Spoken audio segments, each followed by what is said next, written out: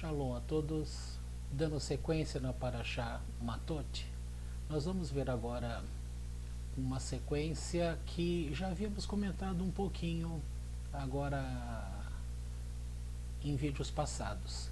Lembrando que o Eterno, ele não permitiu que Midian, aliás, que Moabe entrasse em guerra, tá? Que o povo entrasse em guerra. A palavra, na verdade, que foi dada, que eu já havia comentado também, é aqui neste começo que nós vamos perceber que o Eterno já havia feito Moisés conhecer que ele faria uma última luta. A luta seria contra Midian e logo depois ele então faleceria. Com isso, os exércitos não quiseram se ajuntar e houve necessidade em que se fizesse uma ordem. Nem assim com ordem eles quiseram se ajuntar, porque é dito num dado momento assim: até pouco tempo atrás eles pegavam em pedras para me matar, Moisés dizendo, mas agora eles se recusam para poupar a minha vida. Ora, então foi feito da seguinte forma: foi feito um sorteio para que dentre as 12 tribos fossem separados 1000. Portanto, haveria um exército de 12.000 soldados. O Moisés, nesse caso, ele não pôde chefiar contra Midian essa batalha. Por quê? Porque tem aquela história, o lugar onde aquilo que abençoou você não pode ser amaldiçoado. Tá? Moisés, ele morou nas terras de Midian na época que ele fugiu do Egito e se refugiou na casa de Jetro, que se tornou seu sogro. Então, como que ele iria, a semelhança lá do Egito, como que ele iria amaldiçoar o Egito se ele nasceu no Egito? Como ele iria amaldiçoar Midian se ele teve refúgio em Midian? Então, quem o Eterno declarou para que fosse à frente nesta jornada foi Pinhas. Pinhas havia acabado de matar Zimri, então ele estava na unção para dar sequência.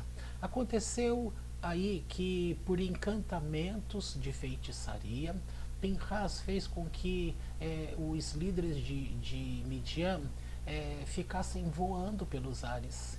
Isso é uma coisa nova para quem vem de uma igreja evangélica, não atribuindo feitiçaria, essas coisas, não é muito comum para o povo evangélico compreender essas coisas. Mas a Torá, ela explica em seus comentários que Pinhas, ele também conhecia em Deus, pelo nome de Deus, e ele foi à luta nessa qualidade de sacerdote, tá? Entre aspas, substituindo Elazar, o sumo sacerdote. Então ele vai e leva o tzitzit, aquela placa que tem o nome de Deus, santidade, separado para Deus. E conforme ele está com aquela placa em mãos, Pinhas, o que ele faz? Ele direciona aquela placa em direção aos ares, aonde estava Bilam sobrevoando com os demais. E desta forma ele fez com que estes caíssem e morressem. Tá?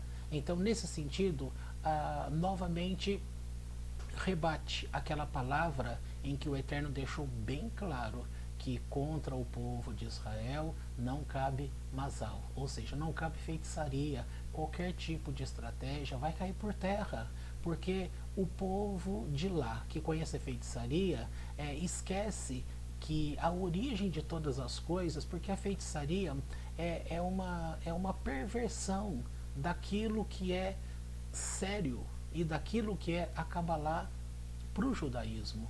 Então, o que acontece? Usaram de feitiçaria, então Pinhas usou de conhecimento para poder quebrar e trazer de volta à terra aquele homem. Tá? Deixa eu ver o que eu separei. Portanto, já disse, só para a gente relembrar aqui, olha, eu anotei aqui que uma vez mais o Eterno não permitiu que lutasse com Moabe, porque ele olha para frente, então ele vai enxergar Ruth, a Moabita, que se tornaria avó do rei Davi, e também uma outra amonita, lembrando que a Moab e Amon nascem de nações que tiveram origem em Ló, as filhas de Ló. Vocês lembram disso? Aqui da nação moabita vai ser gerado Ruth, que será avó do grande rei Davi. E Naamá será no futuro a esposa do rei Salomão, tá bom? Bom, olha que coisa interessante. Já dissemos que foi separado, portanto, 1000 homens, foram 12.000 homens, tá? Agora, veja só, olha o que está escrito em Devarim, capítulo 20, do verso 1 a 4. Quando sair a guerra, não deverá ter medo deles, já que, deixa eu completar, já que o eterno teu Deus está contigo, que te fez subir da terra do Egito. Veja só, em muitos momentos nós estamos com medo de enfrentar determinadas batalhas, lutas, e, e aqui você pode perceber que nós não devemos temer. Nós não devemos temer o mal, a feitiçaria, nós não devemos temer pessoas, nós não devemos temer a nada, porque quando entrarmos numa guerra, não deveremos ter medo, sabendo que o eterno nosso Deus está conosco. Claro que eu estou falando isso para aquela pessoa que realmente anda com Deus, tem firmado seus passos na Torá do Eterno, tá bom? Que fique essa dica para todos nós. Agora, entrando no capítulo 32, nós vamos perceber uma outra coisa interessante.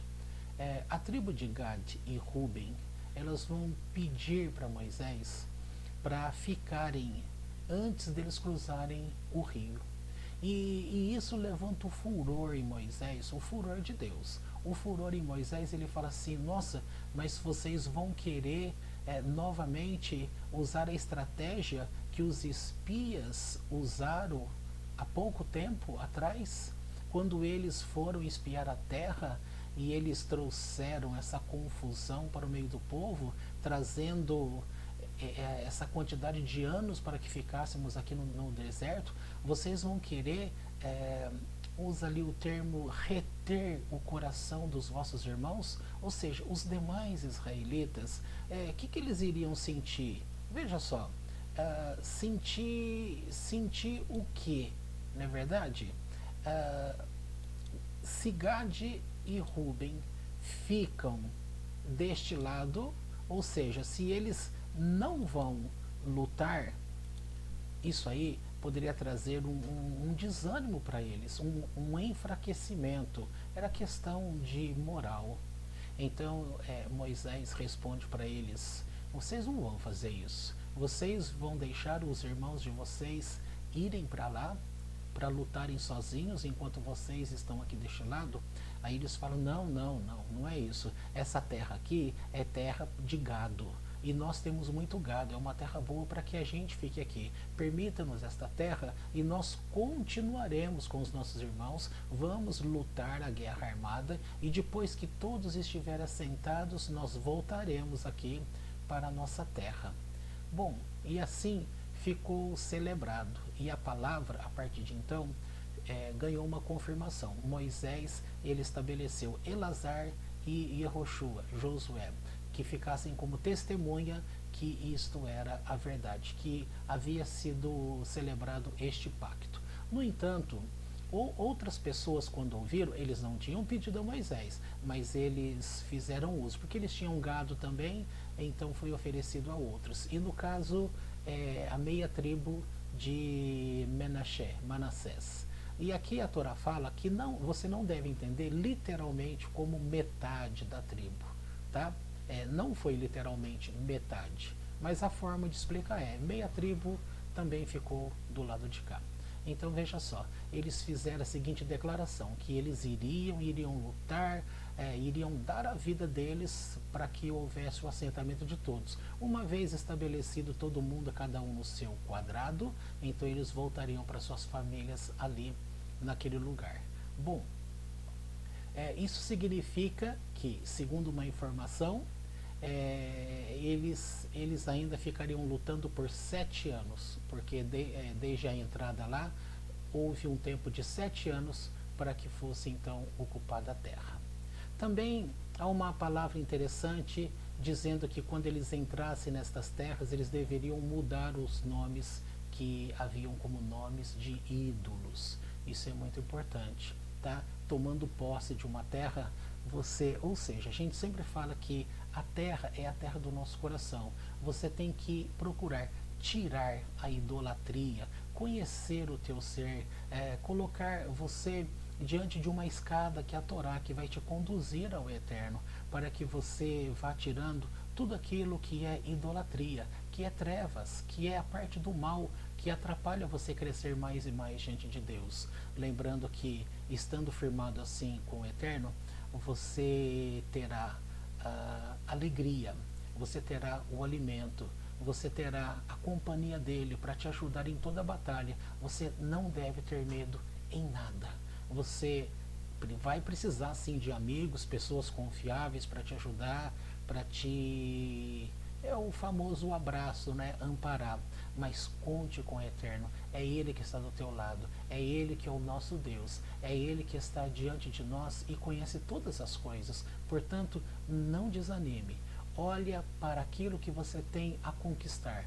Nós vamos falar mais ainda sobre isso, mas a questão principal aqui é você compreender que houve um pedido, aparentemente, e que poderia soar no meio do povo que eles estariam sendo ingratos. Moisés, desta forma, não iria permitir. Mas quando eles falaram que estavam unidos com o povo no mesmo compromisso, né, usando a expressão de hoje, estamos juntos. Quando eles declaram estamos juntos, e aí foi celebrado este pacto, tá bom? Então a gente volta mais tarde para poder comentar mais um pouquinho sobre a Torá do Eterno. Shalom.